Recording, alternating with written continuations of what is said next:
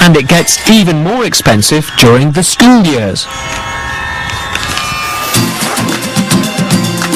Caroline Hassani knows all about the costs so far. She has a 9-month-old daughter, Yasmin, a 2-year-old son, Yusuf, 8-year-old daughter, Alicia, and 10-year-old son, Fraser. She lives near Worcester with husband, Siddy. My children have far more than I had. I never really went without, but it was a small amount given to me at any one time.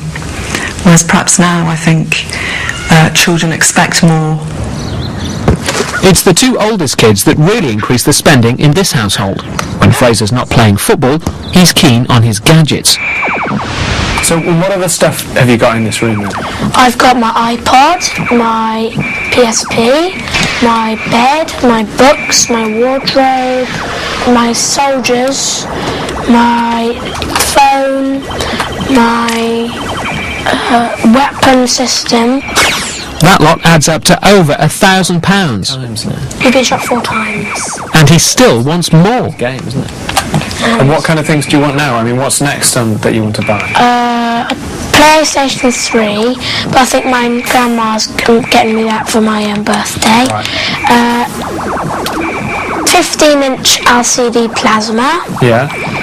I would like to get a Nintendo Wii, a Nintendo DS,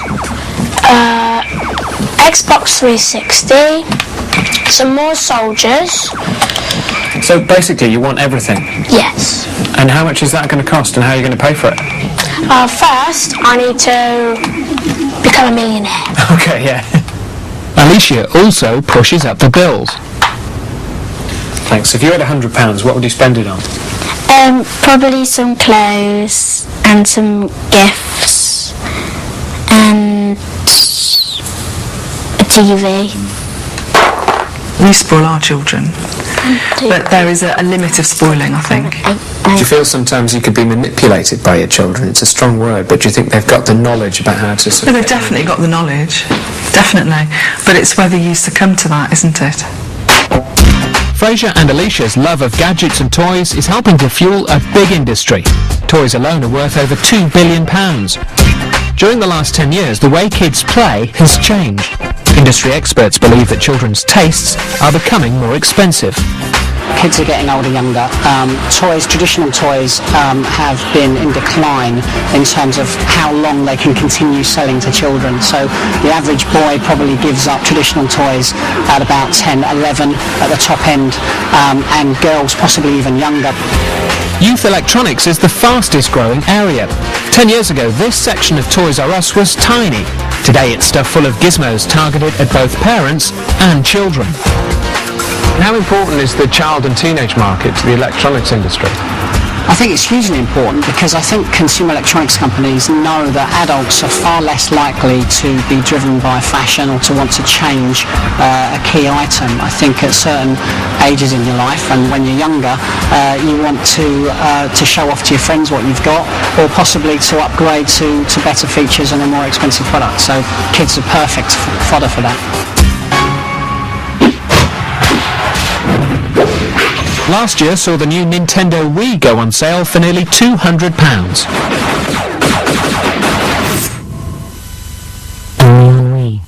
And this month the new PlayStation 3 will hit the shelves at a cost of £425, bringing more temptation for parents to deal with. Our survey revealed that 19% of parents bought new things after pressure from their children, and almost 20% paid for this on their credit cards. Parents are very aware that for children the worst thing in the world is being left out, not being like other children. And so that puts a great deal of pressure on to make sure that their child is, one of the gang. It's a kind of fueling this drive into more and more and more spending on TVs, laptops, mobile phones, and of course they're very expensive items of equipment. Back in Worcester, how does Caroline Hassani cope with the costs? Obviously when we were children there was just a satsuma and a lump of coal on offer, so how do you manage with the amount of choice there is today for kids? It It is difficult because if you're not careful, you can be pulled along the path where they basically can have anything that they want. But you'd have no money, would you? Because there's so many nice things available. So you literally have to go in, grab what you want, and do a runner as fast as possible. Yeah. Yes, you could say that. You could put it like that, yes. The cost of buying all these expensive toys for children from 6 to 18 is estimated at just over £7,000. On top of that, there are other expenses, like pocket money at £5,500 and food at almost £10,000.